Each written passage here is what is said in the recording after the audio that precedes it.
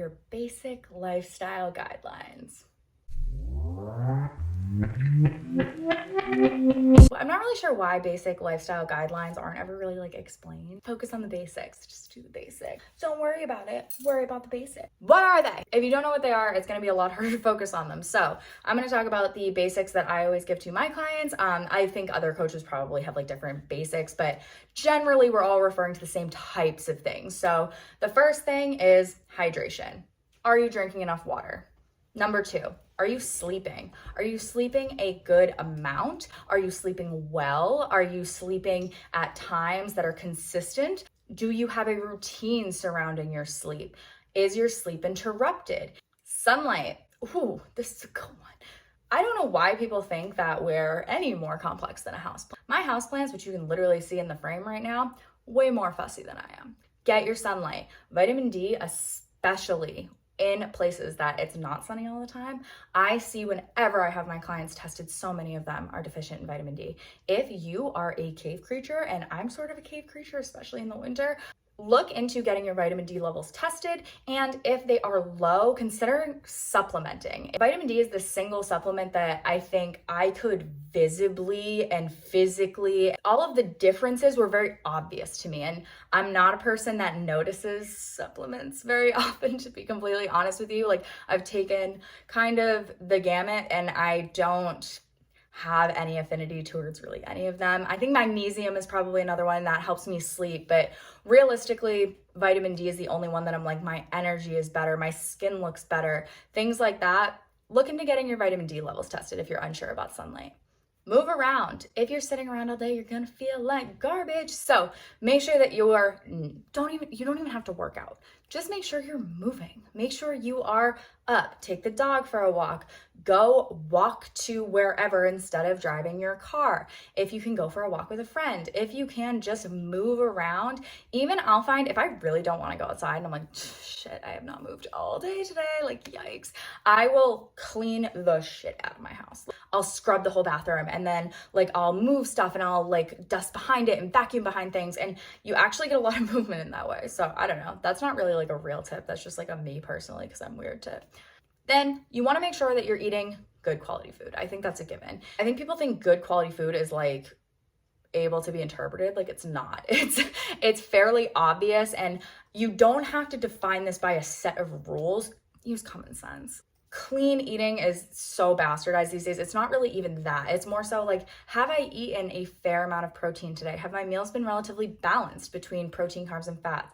Where's my fiber intake coming from today? Have I eaten meals that have vegetables in them? Like, it doesn't have to be perfect. It just has to be well-rounded. That's it. Then the other thing is, are you happy?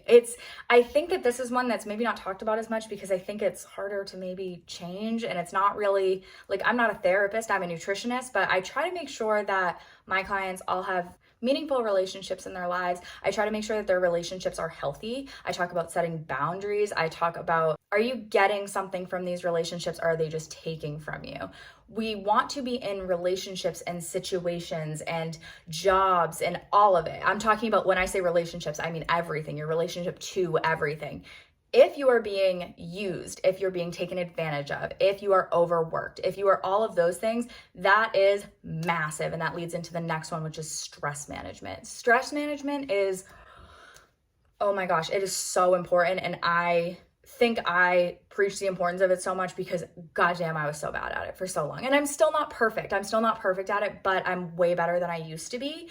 I think if you can learn to manage your stress and also get rid of stressors that are not serving you, yes, work can be stressful, but if you have to have a job and the job itself like really isn't terrible, and like you don't have like a terrible boss or something, it's probably not going to go away. And you can look for a new job, all that stuff, good, but like you have to go to work every day is my point. If your kids are stressing you out, if you have a newborn, like those aren't things that you can just be like, see ya, like don't care. Stressing me out. It's not something that just like poof can go away, but there are a lot of things that poof can go away that we all put up with anyway. So if there are unnecessary stresses in your life, if you have something on your schedule that just doesn't work for you at the time, like it's just not working, get rid of it, change it, doesn't matter. Like, try to make the little things that you can change just work better for you. And when we talk about actually managing the stress that you do have and that you can't get rid of, think about the ways you're managing it. Are you just drinking? Are you having really negative thoughts? Are you dealing with it in a way that is productive, or are you dealing with it in a way where you kind of dwell in it? And that's a good way to know if you're managing your stress or if your stress is kind of managing you.